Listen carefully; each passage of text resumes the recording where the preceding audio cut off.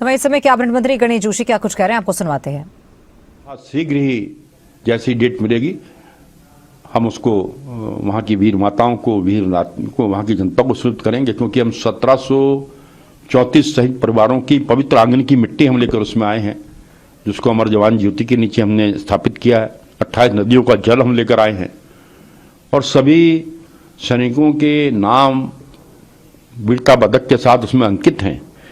और जब वहाँ पर लोग आएंगे, उसको देखेंगे तो उनको प्रेरणा मिलेगी।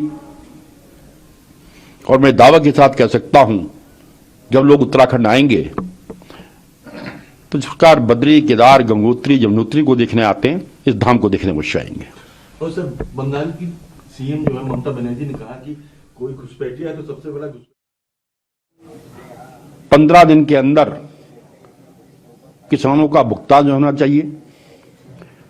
और इसी प्रकार जो हमारा एक माननीय मुख्यमंत्री जी का एक ड्रीम बजट था पॉली हाउसेस का, जिस कंपनी को हमने काम दिया गया था, भारत सरकार की कंपनी थी, जब उसने काम नहीं किया हमने उसको भी हटा दिया है। और हमने कहा कि किसान के खाते में हम सीधा पैसा देंगे और किसान जो पैनल इसको बनाने वाले जो लोगों के पैनल पर हैं उनके माध्यम से पॉली हाउसेज बनाएंगे। और लगातार ये फैसला करने के बाद किसानों के फोन आ रहे हैं और जितना हमारा लक्ष्य है हम उससे आगे जाने वाले हैं। इसके लिए मैं मुख्यमंत्री जी का आभार व्यक्त करता हूं। वहीं कल रैली में अगर आपने देखा होगा, जो ऐतिहासिक भीड़ हल्द्वानी के अंदर हुई और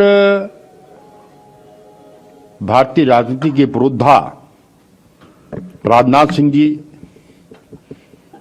वहां पर थे और उन्होंने धामी जी को जहां पहले धाकड़ धामी कहा था, वहीं इस प्रकार से धामी जी काम कर रहे हैं, उनके विरोधी चित्त होते जा रहे हैं। उनको धुरंधर धामी की संज्ञा उन्होंने दी है और जिस प्रकार से आज टीम धामी तैयार हुई है। देखिए, अभी हम 6 खिलाड़ियों से खेल रहे थे, अब पूरे 11 खिलाड़ी हो गए हैं। सब मिलकर धामी जी को पास देंगे और धामी जी गोल करेंगे और साउथ में भी अच्छा करने जा रहे हैं, ये मैं कहना चाहता हूं। और कांग्रेस असम में 100 सीटों पर चुनाव लड़ रही है। 100 सीटों पर चुनाव लड़ रही है, जिसमें 5 दलों के साथ गठबंधन किया है। देखिए, आज कांग्रेस की क्या स्थिति हो गई है। जो कांग्रेस कभी अपनी सरकार बनाती थी, आज पूरे देश के अंदर कांग्रेस हाशिए पर है और आने वाले समय में देखना कांग्रेस इससे भी नीचे चले जाएगी, ये मैं कहना चाहता हूं।